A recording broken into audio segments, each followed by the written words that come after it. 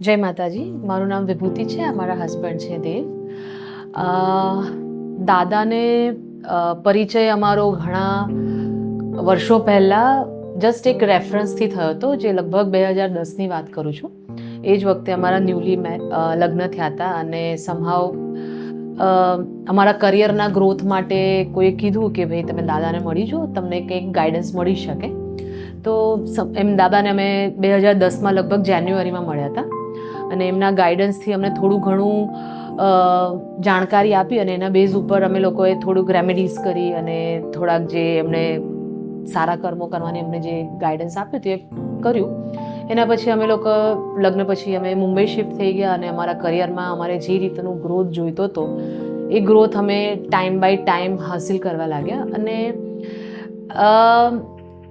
એ particular અમારી જે journey હતી ટિલ 2019 સુધીનું, ઇન બિટવીન પછી અમારે ક્યારેય બી દાદાનો સંપર્ક ના થઈ શક્યો. અને 2019માં અમે જ્યારે યુએસથી પાછા ઇન્ડિયા આવ્યા અને ઓલ ઓફ સડન અગેન જે અમે કરિયરના પીક ઉપર હતા અને પછી જે લાઈફમાં ચેન્જીસ આવ્યા એના પછી અમને ફરીથી વિચાર આવ્યો કે આપણે દાદાનું ગાઈડન્સ લઈ લઈએ ફરીથી કે આગળ આપણે શું કરવું અને શું કરી શકીએ. એટલે 2019માં અમે લોકો દાદાને ફરીથી મળ્યા અને જે 2010માં મળ્યા હતા એમની જસ્ટ રેફરન્સ આપ્યો અને દાદા એ વખતે તરત ઓળખી ગયા અને વિથ જે અમારી મૂંઝવણ હતી એ મૂંઝવણની તરત જ અમને બધું રિકલેક્ટ કરાવી દીધું. અને 19માં જ્યારે અમે એમને મળીને જે બધી અમારી વાતચીત કરી કે કરિયરમાં અમારે કેવી રીતનો ગ્રોથ કરવો છે અને શું પ્લાનિંગ કરી રહ્યા છે, કેવી રીતે અમે આગળ વધીએ, તો એના માટે એમણે ઘણી બધી ગાઈડન્સ આપ્યું, રેમેડીઝ આપી અને એ પ્રમાણે અમે લોકો કર્મો કર્યા. હવે 2020 આપણા બધા માટે એક ચેલેન્જિંગ પીરિયડ હતો, જે કોવિડનો વર્ષ હતો અને અમારો જે ધંધામાંનો જે પ્રોફેશન હતો જે કોવિડમાં સૌથી વધારે ઇફેક્ટ થયેલું હતું. પણ દાદાના કહેવા પ્રમાણે ધીરજ અને જે આપણા હનુમાન દાદાની જે ઈચ્છા છે એ પ્રમાણે ધીરજ અને શાંતિથી સમય કાઢવા સિવાય અમારી પાસે કોઈ ચોઈસ નથી. બટ જેમ જેમ કોવિડની થોડોક સમય હળવો થતો ગયો, જૂન જુલાઈમાં દાદાના કહેવાથી અમે લોકોએ એવું વિચાર્યું કે અમે અમારો બિઝનેસ સ્ટાર્ટ કરીએ તો કેવી રીતનું. તો દાદાના કહેવા પ્રમાણે અમે બિઝનેસ અમારો ઓન સ્ટાર્ટ કર્યો. રેન્ટેડ પ્રોપર્ટીમાં આવીને અમે અમારો બિઝનેસને બેબી સ્ટેપથી આગળ વધારવાની કોશિશ કરી અને રહેતા જેમ અમારો બી ખુદનો અનુભવ એવી રીતનો થયો કે જેમ જેમ પગલાં મૂકતા ગયા એમ નવા રસ્તા બી ખુલતા ગયા અને આગળ વધતા સાથે દાદાનું માર્ગદર્શન અમે લેતા ગયા કે હવે આ પગલાંથી અમે આગળ શું કરી શકીએ.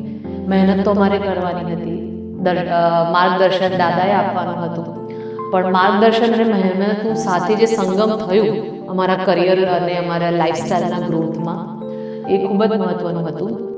એના પછી દાદાના કહેવાથી અમારું જે પિતૃઈ ઘરનું અમે લોકોએ દાદાની વિઝિટ, પિતૃઈ ઘરનું જે હતું એ દાદાના કહેવાથી અમે એમને વિઝિટ કરાવી. જે ત્યાં આગળ જે બી આપણે કર્મ કરવાના હતા કે એમાં રેમેડીઝ કરવાની હતી એ કરાવડાવી. એના પછી અમારા ધંધાનું જે સ્થળ છે, ઇનિશિયલી તો અમે રેન્ટેડ પર હતા, પણ રેન્ટેડ પ્રોપર્ટીમાં રેમેડીઝ કરવાનો શું કહેવાય કે ઘણા ખરા બધા ચેલેન્જીસ હતા. પણ છતાં બી દાદાએ કીધું કે ચિંતા ના કર બેટા, તારી ભાડાની જગ્યા પોતાની થશે અને એના પછી આપણે બધી રેમેડીઝ કરીશું. તો એવો જ સમય એક આવી ગયો કે જે રેન્ટેડ પ્રોપર્ટીના અમે ઓનર બની ગયા અને એના પછી અમે ત્યાં આગળ રેમેડીઝ કરાવી અને અત્યારે ધંધામાં ધીરે જે પ્રગતિ અમે કરી રહ્યા છે એ બધું જ હનુમાન દાદા અને આપણા દાદાના પ્રતાપે જ છે. એના સિવાય એક બહુ જ સરળ અને ઉદાહરણ તમારી સાથે શેર કરીશ. જેમ બહુ વાસ્તુનું તો બહુ જ્ઞાન નથી, પણ એવું કહેવાય છે કે જેવી રીતે આવક આવે ધંધામાં એવી રીતે જાવક પણ થાય.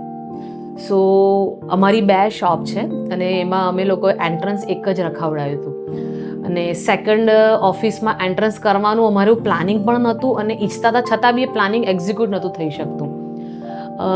પણ એક દિવસ દાદાના કહેવાથી કે ભાઈ ના, તારે કરવું જ પડશે, તું નહીં કરે તો હું આવીને દરવાજો તારો બદલી જઈશ. પણ દાદાના એ ફોર્સફુલી નિર્ણય અને ફોર્સફુલી અમને જે ધક્કો માર્યો કે કરવું જ પડશે, એ કર્યા પછી અમને ઘણી બધી વસ્તુમાં અમારી ચેન્જીસ દેખાયા અને એની અસર પણ અમને જોવા મળી. સો અગેન હું દાદાનું થેન્ક યુ કહીશ કે એમના માર્ગદર્શનથી અમારું ઘણું બધું પરિવર્તન આવ્યું અને એમાં અમે પ્રગતિથી આગળ વધ્યા.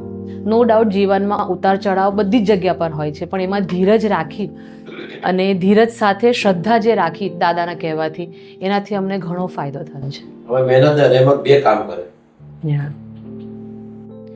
એટલે દાદાના ટાઈમ ટુ ટાઈમ માર્ગદર્શનથી અમે હરેક વસ્તુમાં સાચા દિશામાં અમે ચાલવાનું અમારું ચાલુ રાખ્યું.